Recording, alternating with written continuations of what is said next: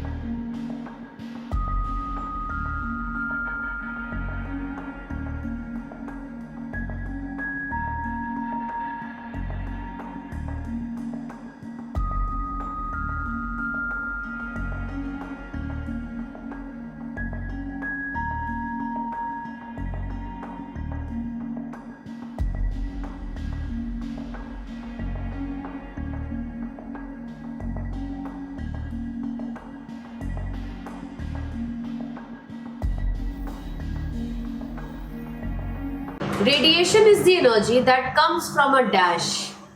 Comes from a dash. कहीं से आती है, इतना मुझे मेरी भाषा में समझ आ रहा है। and travels through space at the speed of dash. Radiation किसी जगह से आती है और कहीं पे ट्रैवल करती है किसी चीज की स्पीड के साथ। पहले दो ब्लैंक्स यहाँ पे हैं। ऑप्शंस देखते हैं। पहली ऑप्शन जो आपको पहले ब्लैंक के लिए ऑप्शंस दी गई है वो है आइडेंटिफाइड, सोर्स, बीम्ड और डेडिकेट। अब अगर मेरे को ग्रामर के रूल्स भी नहीं याद आ रहे, कंफ्यूज्ड बहुत हूँ, कॉलोकेशंस भी पढ़ी हैं बट इतनी इलैबोरेटिवली नहीं रीड करी हैं, तो एक बेसिक अंडरस्टैंडिंग तो हर बच्चे को होती है और एग्जाम में इसीलिए नहीं अंडरस्टैंड कर पाते क्योंकि सारा टाइम डर में ही निकल जाता है। पहली लाइन ने क्लियर बोला है कि रेडिएशन एनर्जी कहीं से आ रही है। 4 वर्ड्स दिए हुए हैं। आइडेंटिफाइड, आइडेंटिफाई करना मतलब पहचानना, ये तो आपका वर्ब है। ब्लैंक से पहले का अक्षर है अ देखते ही, जो आर्टिकल है वो देखते ही मुझे क्या हिंट मिल गया कि यहाँ पे मोस्ट लाइकली एक नाउन आना चाहिए और नाउन वो ऐसा होगा के साथ कि वो सिंगुलर काउंटेबल नाउन हो। सो यहाँ पे मेरा रूल क्या अप्लाई हुआ, के बाद अगर ब्लैंक है तो सिंगुलर काउंटेबल नाउन होना चाहिए, सिंगल होना चाहिए पर गिना जाए, ऐसा नाउन। आइडेंटिफाई करना, पहचानना, ये तो वर्ब है। बीम्ड, मेरे को अक्षर नहीं पता क्या है, for example I don't know the meaning. अब आप लोग जब प्रैक्टिस करते हो ना, आई हैव सीन स्टूडेंट्स अक्सर वो क्या करेंगे, वो पूरा डिपेंड हो जाते हैं कि फटाफट से गूगल किया, मीनिंग देख लिया और ब्लैंक सॉल्व कर लिया, और बच्चे बहुत खुश होते हैं कि हमने ब्लैंक सही सॉल्व किया है। बेटा एग्जाम में आपकी असिस्टेंस के लिए कोई डिक्शनरी, कोई गूगल नहीं होगा। वहाँ पे you will completely have to rely on your vocabulary जो ऑलरेडी आपको आती है। जो फोर्थ है वो डेडिकेट है, किसी को कोई चीज़ समर्पित करना।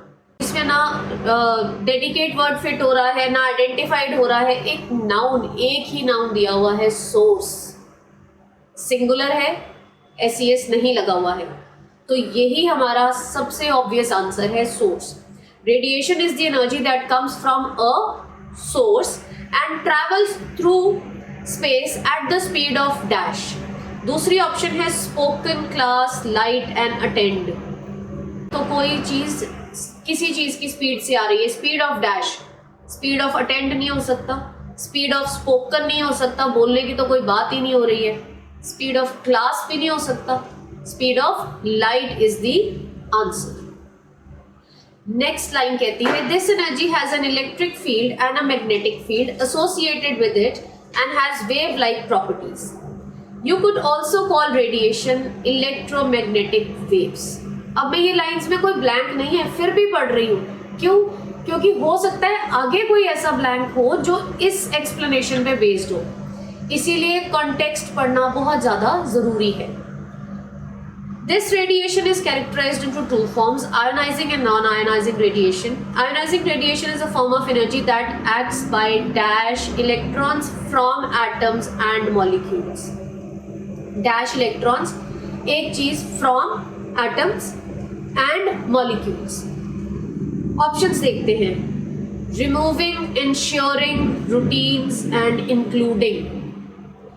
मेरे को जब मैंने ग्रामर का रूल देखा तो मैंने ये देखा कि ब्लैंक से बिल्कुल पहले अक्षर लगा हुआ है बाय, और इतना मुझे पता है कि बाय के बाद अगर डैश हो एक्टिव सेंटेंस आईएनजी इस्तेमाल किया जाता है, यानी कि वर्ब की आईएनजी फॉर्म लगेगी। तो वर्ब की आईएनजी फॉर्म के साथ मेरे पास 3 ऑप्शंस हैं, रिमूविंग, इंश्योरिंग और इंक्लूडिंग। इंश्योरिंग नहीं हो सकता ऑप्शन क्योंकि मीनिंगफुली फिक्स नहीं हो। अगली ऑप्शन है इंक्लूडिंग। सो लाइन पढ़ के देखते हैं इंक्लूडिंग रख के। Ionizing radiation is a form of energy that acts by including electrons from atoms and molecules. Electrons को इंक्लूड कर रहे हैं फ्रॉम एटम्स, तो इंक्लूड करना होगा तो इन होगा ना, including these things in this. From तो हो ही नहीं पाएगा, इसका मतलब इंक्लूडिंग भी मीनिंगफुली फिट नहीं हो रहा। कौन सी कंटिन्यूअस फॉर्म की यानी कि आईएनजी की आंसर है रिमूविंग, अलग करना। किस चीज को अलग कर रहे हैं? Removing electrons from atoms and molecules of materials that include air, water and living tissue. Next plan की तरफ चलते हैं। Ionizing radiation can dash unseen and pass through these materials. Options check करते हैं। Guide, learn, secure, travel. Ionizing radiation can secure unseen, नहीं हो सकता। जो देखा ही नहीं उसको सिक्योर कैसे करोगे, बचा के कैसे रखोगे। अगली ऑप्शन है learn. Ionizing radiation can learn unseen, जैसे अनसीन चीज को, अनदेखी चीज को बचा नहीं सकते, वैसे उसको सीखोगे कैसे, वो तो दिख ही नहीं रही। नेक्स्ट ऑप्शन है guide. Guide is also not the correct answer, क्योंकि मीनिंगफुली यहाँ पे फिट नहीं हो रहा है। एक ही वर्ड है जो मीनिंगफुली यहाँ पे फिट होता है, ट्रैवल। और ये मीनिंग के हिसाब से मैंने आपको बताया। अगर हम ग्रामर पे आ जाएं तो जो आपके मॉडल्स होते हैं इसमें कैन लगा हुआ है, कैन के बाद वर्ब की फर्स्ट फॉर्म का इस्तेमाल किया जाता है।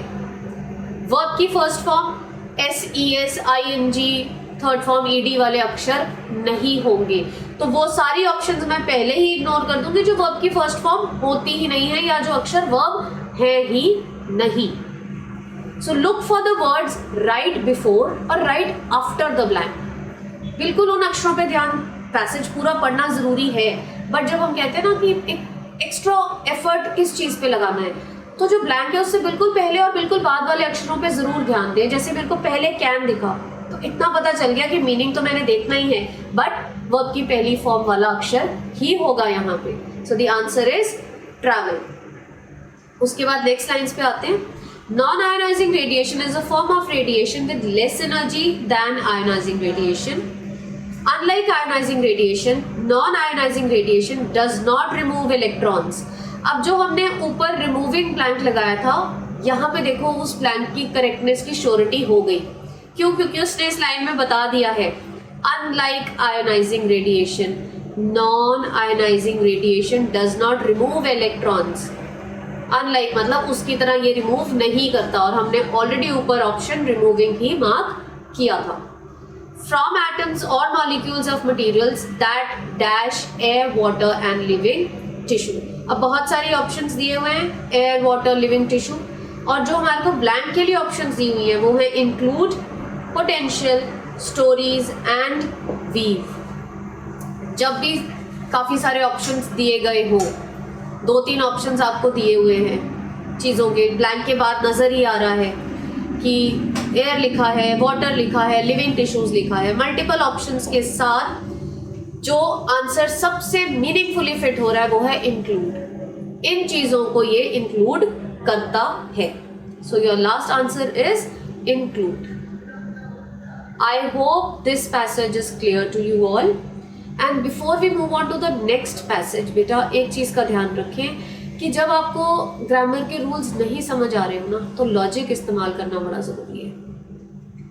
जैसे यहाँ पे मुझे थर्ड ब्लैंक में रिमूविंग नहीं भी पता चला था, फॉर द टाइम बिंग अगर मैं छोड़ भी देती तो नीचे आके उसी चीज़ की एक्सप्लेनेशन दी हुई है। स्टूडेंट्स अक्सर क्या करते हैं, सिर्फ उतने ही सेंटेंस पे फोकस करते हैं जहाँ पे उन्हें ब्लैंक दिख रहा है। अगर मैंने ये ब्लैंक के बिना वाली लाइन्स नहीं पढ़ी होती तो मुझे कैसे पता चलता कि नॉन आयनाइजिंग और आयनाइजिंग का फर्क क्या है, कि वो इंक्लूड कर रहा है और वो रिमूव कर रहा है। सो बहुत ज़रूरी है कि चाहे ब्लैंक हो या ना हो, एक इनिशियली एक रीडिंग ज़रूर दें पूरे पैराग्राफ को, ताकि आपको एक एवरेज, एक रफ आइडिया ही सही, कुछ तो पता चले पैसेज में किस बारे में, किस चीज़ से रिलेटेड क्या बात हो रही है। चलिए let's move on to the second passage for today. Screen पे पैसेज को देखिए एज यू कैन सी, और ये जितने भी दिए गए ब्लैंक्स हैं इनको क्विकली सॉल्व करने की कोशिश करें। Will see you after 2.5 minutes. 2 minutes and 30 seconds. Your time starts now.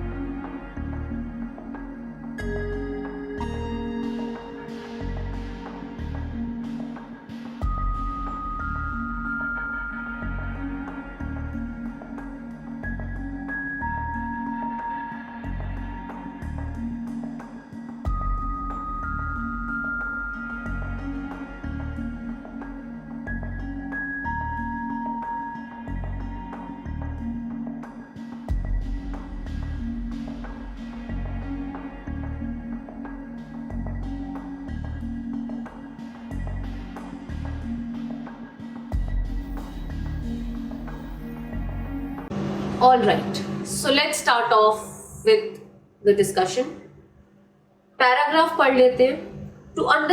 To better understand selfies and how people form their identities online, the researchers combed through 2.5 million selfie posts dash Instagram.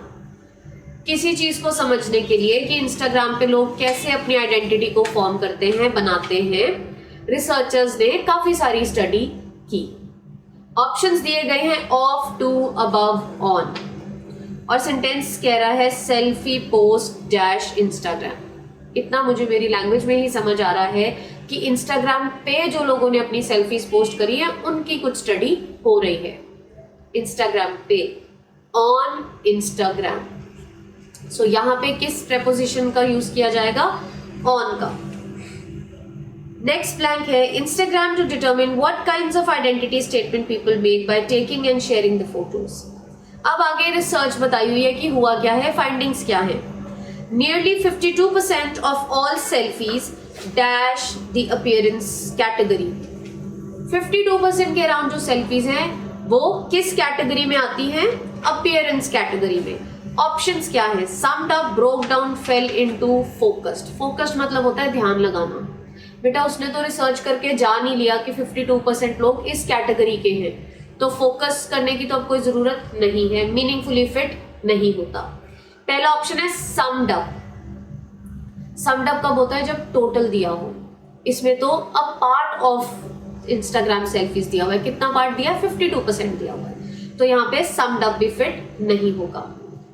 Broke down, किसी चीज की bifurcation नहीं दी हुई है, तो broke down नहीं आएगा. Meaningfully answer क्या आएगा? Fail into. सो सेंटेंस जो हमारा फॉर्म हो जाएगा वो है nearly 52% of all selfies fail into the appearance category. कि 52% लोग अपीयरेंस कैटेगरी में आ रहे हैं. चलिए थर्ड ऑप्शन पे चलते हैं. Pictures of, we'll continue reading the same line only. Nearly 52% of all selfies fell into the appearance category. Pictures of people showing off their makeup, clothes, lips, etc. ये चीजें हमें नजर आती हैं. Pics about looks were 2 times more popular than the other 14 categories dash. कि ये जो looks यानी कि appearance से related जो लोगों ने pictures post करी हुई हैं, ये 2 गुना ज्यादा फेमस हैं. किस चीज से? ऑप्शंस देखते हैं.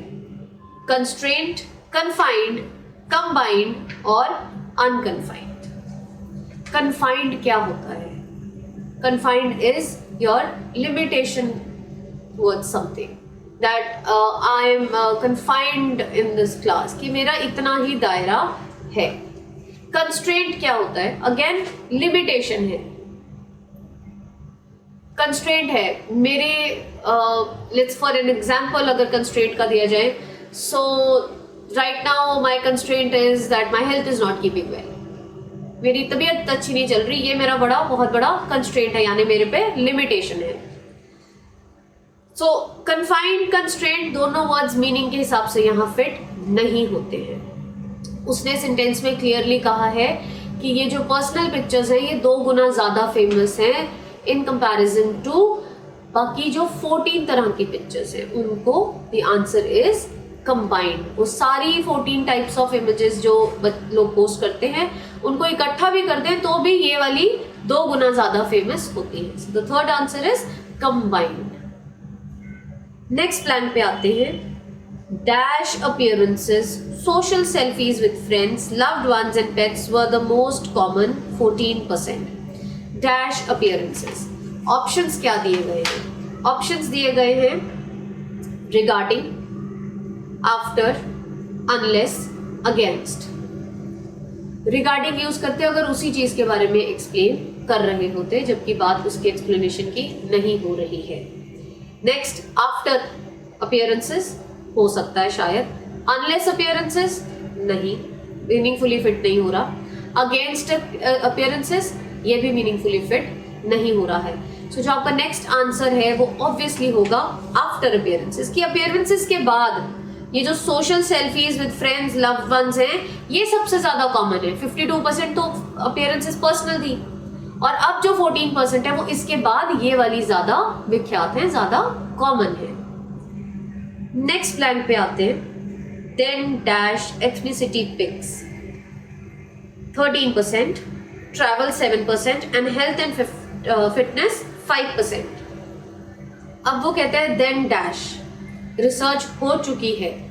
ऑप्शंस देखते हैं क्या है। Let, were, came, did. इतना तो मुझे पता है कि काम हो चुका है तो पास्ट में ही जवाब होगा। सो वर्ड्स हैं आपके पास let, were, came and did. Grammatically नहीं समझ आएगा तो मीनिंगफुली तो आंसर सॉल्व करेंगे। अब वो कह रहा है सेंटेंस में देन डैश देन वर। क्यों? क्योंकि पास्ट टेंस है और मीनिंगफुली वर्ब एकदम से सेंटेंस में इजीली फिट हो रहा है। देन वर एथनिसिटी पिक्स जो 13% थी, ट्रैवल पिक्स जो 7% थी एंड हेल्थ एंड फिटनेस जो 5%। The researchers noted that the prevalence of ethnicity selfies about a person's ethnicity, nationality or country of origin is an indication that people are proud of their backgrounds. They also found that most selfies are solo pictures. Solos मतलब अकेले। Dash than taken with a group. कि जो maximum photos थी वो solo थी बजाय की group pictures के। तो मीनिंग मैंने निकाल लिया। The language which I understand easily, मैंने उस भाषा में इस बात का मीनिंग अपनी समझ के हिसाब से देख लिया। अब इंग्लिश में देखते हैं ऑप्शंस क्या दिए हुए हैं। ऑप्शंस दिए गए हैं less, other, most and rather. Collocation अगर याद करें तो एक बड़ा ही कॉमनली यूज्ड कनेक्टर है rather than, THAN, rather than. तो यहाँ पे मेरे को बड़े आराम से वो कॉम्बिनेशन मिल गया है। कोलोकेशन है, it's commonly used connector also rather than, बजाय की सोलो पिक्चर्स के लोग ग्रुप पिक्चर्स में आ रहे हैं तो बजाय की is rather than. So my answer is rather than. Next option देखते हैं। Dash N overwhelming 57% of selfies on Instagram were posted by 18 to 35-year-old crowd, something the researchers say isn't too surprising. Dash an overwhelming 57%। अब उसने आपको total दे दिया है कि जो इतना परसेंटेज 57% पिक्चर्स हैं जो इंस्टाग्राम पे पोस्ट हुई हैं। ऑप्शंस हैं although, overall, along with and more over. Already वो आपको पूरी डिस्क्रिप्शन दे चुका है कि 52% पर्सनल पिक्चर्स हैं और उसके बाद अपनी सोलो पिक्चर्स ज़्यादा हैं। तो ये सारा सम अप वो आपको दे चुका है। आपको रिजल्टिंग कनेक्टर उसने ऑप्शंस में दिया हुआ है ओवरऑल। ओवरऑल मतलब कोई चीज़ को सम अप कर रहे हो, फाइनली इसमें ये चीज़ हो रही है और वही आपका सेंटेंस कह रहा है। It is summing up the entire passage. So answer is overall. Overall, an overwhelming 57% of selfies on Instagram were posted by the 18 to 35-year-old crowd. Something the researchers say isn't too surprising. Dash the demographic of the social media platform. वो कहता है इसमें कोई हैरानी की बात नहीं है। क्यों हैरानी की बात नहीं है? क्योंकि ट्रेंड ही ऐसा चल रहा है। डेमोग्राफिक मतलब जो नंबर ऑफ पीपल वहां पे हैं, वो यही ट्रेंड चल रहा है। ऑप्शन है claiming, supposing, considering and imagining. सारे इमेज जो आपके ऑप्शंस हैं वो ING वाले दिए हैं, जहां बच्चे अक्सर कंफ्यूज हो जाते हैं कि जो बच्चे कंप्लीटली डिपेंड हो जाते हैं ना ग्रामर पे कि बस इसके बाद ING आएगा, तो उनको बड़ी प्रॉब्लम होने वाली है यहाँ, क्योंकि चारों ऑप्शंस ING हैं, चारों तो ऑप्शंस आ नहीं सकते। अब यहाँ पे हमें लगाना पड़ेगा लॉजिक। लॉजिक क्या है? लाइन को पढ़ें और उसे थोड़ा सा समझने की कोशिश करें। जो सेंटेंस कह रहे हैं the under that 18-35-year-old crowd, something the researchers say isn't too surprising dash। इस चीज को ध्यान में रखते हुए, किस चीज को? सोशल मीडिया प्लेटफॉर्म को ध्यान में रखते हुए कोई हैरानी की बात नहीं है। Considering is the correct word as per the meaning of the passage. So the last sentence है the under 18 age group posted about 30% of selfies. Grammar के रूल पता भी थे लेकिन फिर भी हेल्प नहीं हो पाई क्योंकि ऑप्शन सारे ING वाले आ गए, यानी कि कंटिन्यूअस के ऑप्शंस आ गए। So you have to strike a balance between your understanding of the context, grammar plus the collocations. तीनों चीजों को मिलाओ, जहां पे जो चीज सबसे ज्यादा हेल्प करती है उसे फोरफ्रंट पे लेके आइए और बाकियों की असिस्टेंस ले, बाकी रूल्स की मदद जरूर लो. चलिए, let's move on to the next question. So now let's focus on the screen. अगली इमेज आपको ये दिख रही है जो आपका पैसेज है. इस पैसेज को रीड करें 2 minutes and 30 seconds and we will be back after this practice. फिर डिस्कशन इसकी शुरू करेंगे.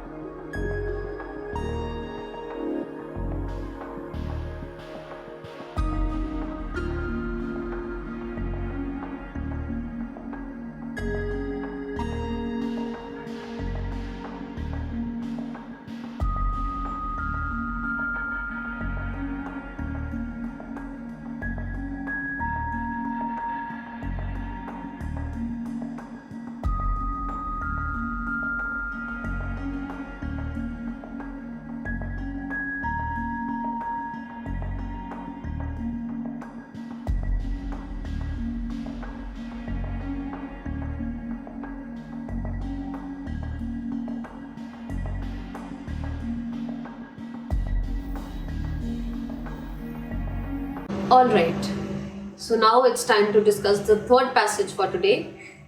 Paragraph की first line कहती है, many tests have shown that in a very broad way, people in most parts of the world have similar color preferences.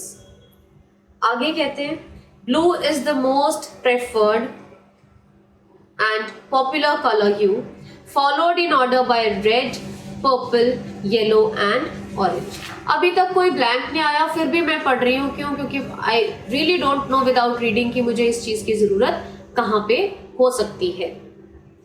Next कहते हैं, overlaying this basic order of color preference dash are the responses of individuals.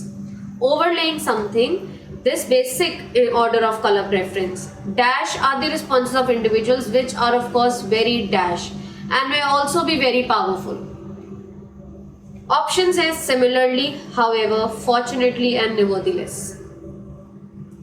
अब अगर हम ध्यान से देखें तो पहली लाइन में उसने आपको बताया था कि पीपल, जो ज्यादातर के लोग हैं, वो सिमिलर कलर प्रेफरेंसेस रखते हैं. उनकी कलर प्रेफरेंसेस में से जो सबसे ज्यादा पसंद किया गया कलर है वो ब्लू है. ब्लू के कलर यूज पसंद करते हैं, shades of blue, followed in order by red, purple, yellow and orange. तो पर्पल, रेड, ऑरेंज, येलो उनके बाद फॉलो करते हैं ब्लू के बाद. आगे कहते हैं ओवरलेइंग दिस बेसिक ऑर्डर, इसके पार, यानी कि इससे कुछ अलग कह रहा है. इससे अलग क्या है? रिस्पॉन्सेज जो इंडिविजुअल से मिले हैं.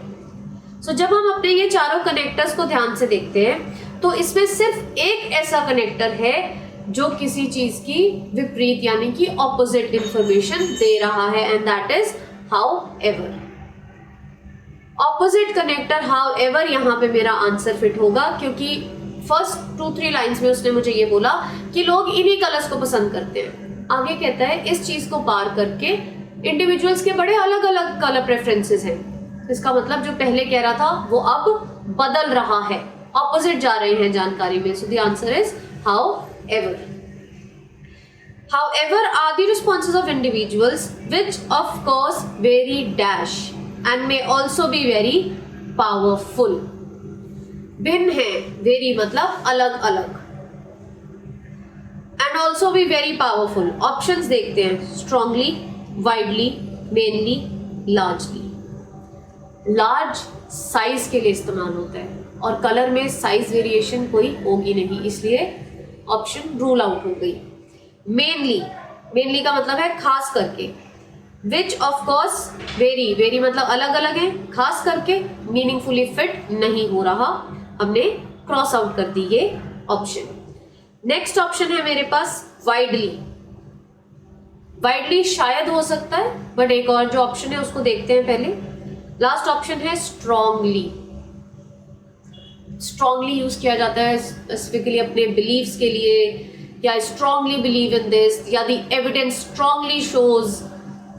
यहाँ पे वो कह रहा है डैश एंड में ऑल्सो बी वेरी पावरफुल, तो उसने ऑलरेडी पावरफुल की तो बात कर ही रही, तो स्ट्रांगली और पावरफुल इकट्ठे नहीं आ सकता है। इसके अलावा मेरे पास एक ही जो एडवर्ब की फॉर्म बची है वो है widely, which of course varies widely. Very मतलब अलग अलग, तो जो प्रेफरेंसेस है इंडिविजुअल्स की वो बड़ी अलग अलग है। कितनी अलग है? बहुत वाइड डिफरेंसेस हैं। बहुत लार्ज डिफरेंसेस नहीं हो सकते, बहुत मेन तो डिफरेंस हो ही नहीं सकता, मेन तो एक ही चीज हो सकती है। स्ट्रॉन्ग डिफरेंसेस नहीं हो सकते हैं, इसलिए ऑप्शन जो सब एलवाई वाली ऑप्शन थी सारे एडवर्ब से, बट जो मोस्ट बेस्ट फिट हुई है कॉन्टेक्स्ट में वो है वाइडली। सेंटेंस को रीड करते हैं। Children are likely to have strong preferences for some colours. बच्चों को कुछ कलर तो बहुत ही ज्यादा पसंद है। एंड अवर्जन टू अदर्स, दूसरी कलर्स को वो डिसलाइक करते हैं। अवर्जन मतलब नापसंद करना। But sometimes will not admit to them, but कई बार वो इस चीज को मानते नहीं है, एक्सेप्ट नहीं करते हैं। Since outside dash may be influential in determining both color preferences and the way they are expressed or suppressed. वो क्यों नहीं मानते? क्योंकि बहुत सारी आउटसाइड वजहें हैं कि वो उस अपनी पसंद या नापसंद को ओपनली एक्सप्रेस ना करें। ऑप्शंस हैं factors, outcomes, theatres, effects. Outcome result है, यहाँ पे फिट नहीं होगा। थिएटर्स मीनिंगफुली फिट नहीं होता, because we are not talking of any kind of activity और कोई ऐसे कार्य की बात नहीं हो रही है जहाँ पे थिएटर, कोई आर्ट एंड थिएटर की बात हो तो वहाँ ये फिट हो सकता है। यहाँ पे ऐसा कुछ नहीं है। दो वर्ड्स रह गए हैं, एक है फैक्टर्स और एक है effects. Since outside effect, so the next sentence is current fashions in clothes and accessories, gender stereotyping and peer group pressures may all play a significant role. कि जो बच्चे अपना एक्सप्रेस नहीं करते, पसंद और नापसंद के बारे में बताते नहीं है, उसकी क्या क्या वजहें हो सकती हैं। पीयर प्रेशर भी हो सकता है, फ्रेंड सर्कल की वजह से भी वो नहीं बात करते। अब वो कहते हैं boys in particular may be reluctant to admit, मानना ही नहीं चाहते हैं क्या चीज़, to any strong preferences for colours, कि बॉयज नहीं एग्री करते कि हमारी भी कोई स्ट्रॉन्ग पसंद या नापसंद है related two colours. Dash those of favourite football teams. पहली लाइन में उसने कहा एक्सेप्ट ही नहीं करते, मानते ही नहीं है कि हमारी कोई पसंद या नापसंद है।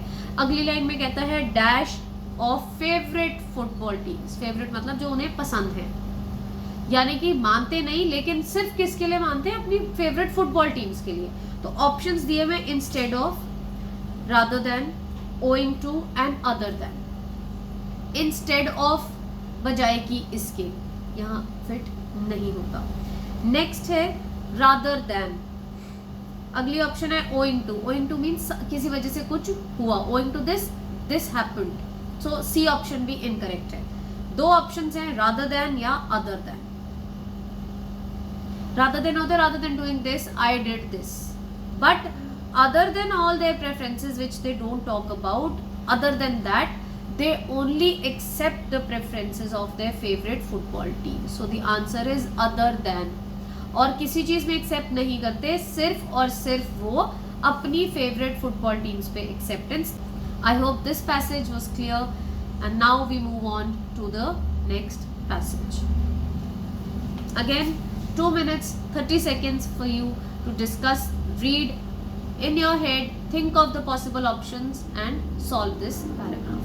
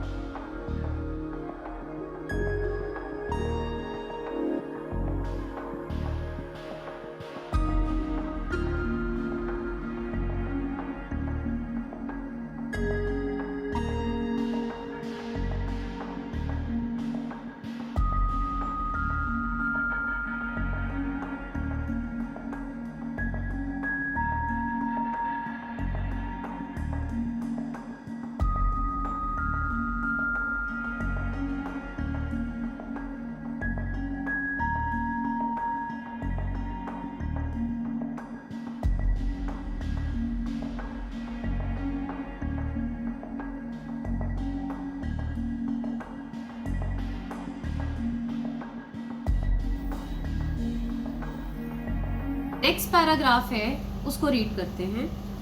Prior to the age of synthetics and laboratories, perfume was expensive to produce because of the small amount of essence yielded by a comparatively huge amount of raw ingredient. Prior to the age यानी कि पहले की बात बता रहा है कि आज के समय से पहले परफ्यूम्स बहुत एक्सपेंसिव थे. क्यों?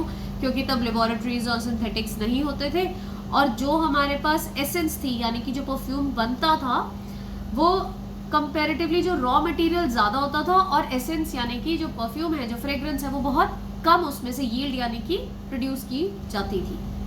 सब्सिक्वेंटली यानी कि विद टाइम क्या हुआ? Subsequently, its status as a luxury has long dashed in the beauty of the containers designed to hold it. Options दिए गए हैं: been reflected, been reflecting, reflected and reflecting. अगर मुझे बिल्कुल बेसिक ग्रामर की समझ भी है तो मुझे यहाँ पे ये ब्लैंक से बिल्कुल पहले हैज़ लॉन्ग जो लगा हुआ है, हैज़, ये देखते ही पता चल जाना चाहिए था कि रूल यहाँ पे प्रेजेंट परफेक्ट टेंस का इस्तेमाल होगा. प्रेजेंट परफेक्ट टेंस क्या कहता है? हैज़ या हैव, उसके साथ बीन लगेगा और वर्ब की तीसरी फॉर्म लगेगी. तो इतना देखते ही मेरी बाकी तीनों ऑप्शंस कैंसिल हो जाती हैं. I'm just left with one option, that is the first option, has long been reflected.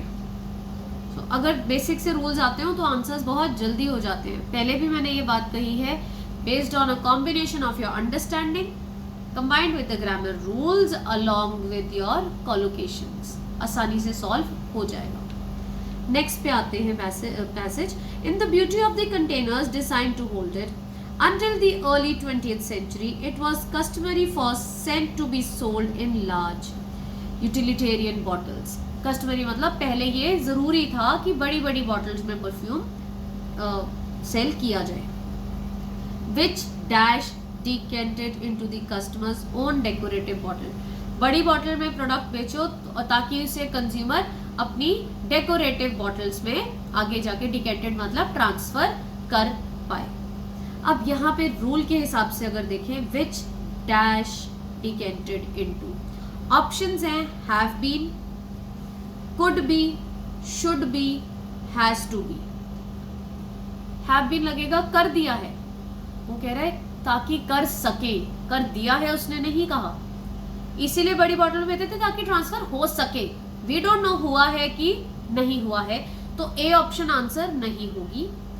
B option देखते हैं कुड बी, शायद हो सकता है बट फाइनल तब होगा जब हम आगे की दोनों ऑप्शंस को कंसिडर कर लेंगे. थर्ड ऑप्शन है शुड बी. शुड बी किस लिए होता है? एडवाइस के लिए, करना चाहिए था, हमको नहीं पता किया कि नहीं करना, पर करना चाहिए था. ये भी मीनिंगफुली यहाँ पे फिट नहीं हो रहा है. The last is has to be, करना ही पड़ेगा. This has to be done, करना ही पड़ेगा. कंज्यूमर है, उसकी मर्जी है वो करे या ना करे, तो जो संभावना है कि वो करे या ना करे, एक ही ऑप्शन फिट होती है बी, कुड बी. कर सकते भी हैं और नहीं भी कर सकते, संभावना है, पॉसिबिलिटी है. तो जब भी पॉसिबिलिटी हो, श्योरिटी ना हो, तो वर्ड यूज होगा could be. So second answer is could be. Could be decanted into the customer's own decorative bottle. Today the shape of the container and the packaging are just as important as the scent itself for creating the image the manufacturers seek to promote. Be it sophisticated, feminine, mysterious, dash fourth. Collocations read किए होंगे तो बहुत easily solve हो गया होगा. 10 fourth combination नहीं है, सो fourth combination नहीं है, फार फोर्थ मीनिंगफुल नहीं है. C option is the correct answer and so forth. Dash forth लिखा हुआ है, उससे पहले आएगा so on and so forth. Is a very widely used phrase कि ये और इसके अलावा बहुत कुछ. And so forth. Next sentence, these miniature bottles मतलब छोटी bottles. These miniature bottles are made out of a type of glass known as aventurine, also known as goldstone, which is flecked with glittering metallic particles. Aventurine is believed dash by the Italian Maiotti glass-making family when they accidentally added copper to mortal glass in the mid 17th century.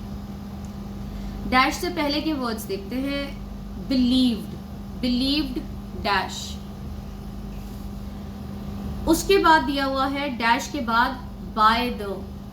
अब जब भी blank के बिल्कुल बाद bye लगा हो तो इतना रूल मेरे दिमाग में क्विकली आ जाना चाहिए कि वर्ब की तीसरी फॉर्म आनी है. ऑप्शंस देखते हैं. To have created, that it was created, to have been created, to be created. अगर सिर्फ रूल याद रखूंगी तो सब में ही क्रिएटेड है. अगेन वो प्रॉब्लम आ गई कि सारे ही तीसरी फॉर्म में दिए हुए हैं, अब मैं इनमें से कौन सा आंसर पिक करूं. अब आते हैं थोड़ी सी सेंस देखने में कि वर्ड्स की सेंस मीनिंग कहाँ पे बन रहा है.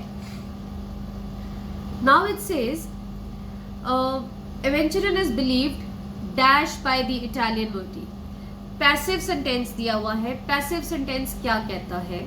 जो रूल है पैसिव सेंटेंस का कि पहले आपका ऑब्जेक्ट आएगा, ऑब्जेक्ट के साथ आपका हेल्पिंग वर्ब का इस्तेमाल किया जाएगा, उसके बाद वर्ब है और उसके बाद बाय है, फिर सब्जेक्ट है. सो ऑब्जेक्ट पहले आता है, फिर वर्ब आता है, फिर सब्जेक्ट आता है. इस सेंटेंस में ऑब्जेक्ट दे दिया हुआ है एवेंचुरिन इज बिलीव्ड, डैश दे दिया हुआ है बाय द, तो हमारे पास ऑब्जेक्ट आ गया, लास्ट में हमारे पास सब्जेक्ट आ गया. इतना मुझे पता चल गया कि ये पैसिव वॉइस में है. तीसरी फॉर्म आनी है, ये भी पता चल गया है. अब अगर आंसर की तरफ देखें तो मैं आपको जब हमने कहा था शुरुआत में कि बेटा अगर सीधे नहीं समझ आ रहा तो हिट एंड ट्राई से चलो, वर्ड फिट करके देखो, मीनिंगफुल लगता है तो ठीक है, नहीं लगता तो हम और ऑप्शंस ट्राई करेंगे. Aventurine is believed that it was created? No, it doesn't fit into the context. C option है to have been created, हो सकता है फिट हो जाए. to have been created rule है, बिल्कुल है. प्रेजेंट परफेक्ट पैसिव वॉइस में प्रेजेंट परफेक्ट टेंस का रूल है to के साथ have been और वर्ब की तीसरी फॉर्म, तो शायद ये हो सकता है. to be created करना है, ऐसा कुछ वो नहीं कह रहा है. फर्स्ट ऑप्शन थी टू हैव क्रिएटेड. अब ये टू हैव क्रिएटेड क्या है? एक्टिव. यहां पे जब आपका सेंटेंस पैसिव में है तो एक्टिव का आंसर कैसे आ सकेगा?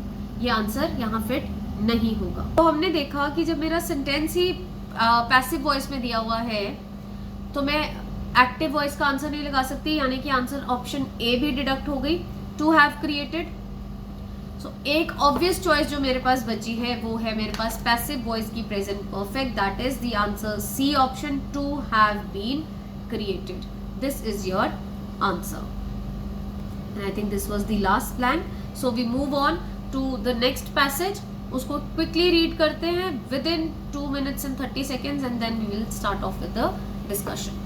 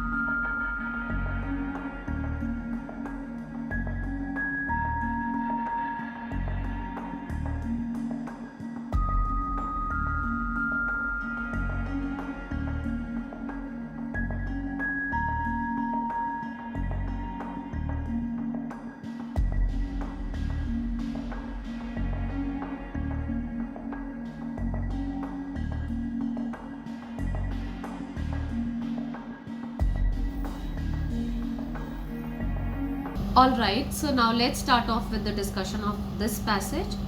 The passage reads, one of the key roles of adults working with young children is to observe and assess their speech, communication and language development. This is important because children are not showing typical language patterns, may need additional help. जो बच्चे typical language set pattern नहीं दिखाते उनको additional मदद की ज़रूरत पड़ती है. ऑप्शंस क्या हैं? Who, which, where and whom. When you are referring to a certain group of people, इस केस में certain group of children जो लैंग्वेज की प्रेफिशिएंसी नहीं दिखा रहे हैं, अप्रोप्रिएटनेस नहीं दिखा रहे हैं, सो आंसर क्या आएगा? who. वो बच्चे who are not showing typical language patterns. Who इस्तेमाल होता है it acts as a subject. जबकि whom एक ऑब्जेक्ट की तरह इस्तेमाल होता है। तो आपको ऑप्शन डी दिया हुआ है whom। whom आंसर इसीलिए भी नहीं हो सकता था क्योंकि it is used as an object. Next है ऑप्शन जो आपको दी हुई थी बी विच। वेयर का तो आई एम श्योर सबको पता है, कहाँ, तो वेयर तो कॉन्टेक्स्ट के साथ बिल्कुल भी फिट नहीं हो रहा।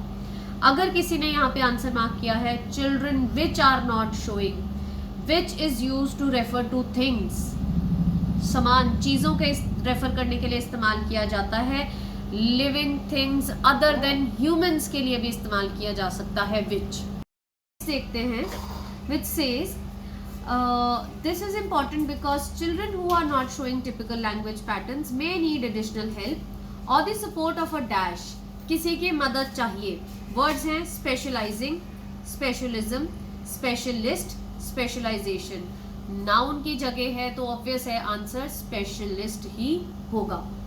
Specialist such as a speech and language therapist. Early detection of difficulties is important because children with the right support can make dash progress। अगर हम उनकी मुश्किलों को अर्ली डिटेक्ट कर ले मतलब पकड़ ले वो मुश्किलें, तो जो डिफिकल्टीज है because children with the right support, बच्चों को अगर सही तरह का सपोर्ट मिले, मदद मिले, तो क्या हो सकता है, कैन मेक डैश प्रोग्रेस। किस तरह की प्रोग्रेस होगी? 4 ऑप्शंस है, extreme, wide, intensive, significant. Extreme use होता है डिग्री या कंडीशंस के लिए, तो ये ह्यूमन इंप्रूवमेंट को मेजर करने के लिए इस्तेमाल नहीं होता है। Wide, it is used with area, तो यहाँ पे किसी एरिया से रिलेटेड कोई बात नहीं हो रही है, तो यहाँ पे जो मीनिंगफुली होगा फिट वो होगा significant which is an adjective. Dash progress चाहिए, किस तरह की? सिग्निफिकेंट यानी कि बहुत अहम प्रोग्रेस शो हो सकती है। Let's read ahead. If you have corners about a child's communication and language, you should first check their progress against normative development of their age group। तो बच्चे की प्रोग्रेस देखने के लिए उसी के एज ग्रुप के साथ उसको कंपेयर करके देखना चाहिए। You should also talk to parents so that you can find out about the child's language use at home and dash they feel about their child's progress। Parents से पूछना चाहिए कि उनके बच्चे की भाषा की ग्रोथ कैसी है, and dash they feel, उन्हें कैसा लगता है। ऑफ कोर्स सेंटेंस से मीनिंग से ही पता चल रहा है। ऑप्शंस हैं how, while, when, whether. When they feel about, उन्हें कब लगता है, मीनिंग नहीं बनता है। व्हाइल लगता है, while is not an appropriate word here because it doesn't suit the context. तो यहाँ पे जो लिंकिंग वर्ड बेस्ट सूट हो रहा है वो है हाउ। माँ बाप को कैसा लगता है, how they feel, again collocated term है, how they feel about their child's progress। I hope in blanks के साथ और जो हमने in between the blanks basic rules discuss किए हैं ग्रामर के, उनकी मदद से आपके रीडिंग एंड राइटिंग blanks में बहुत इम्प्रूवमेंट होगा। I wish you good luck बच्चे। Thank you.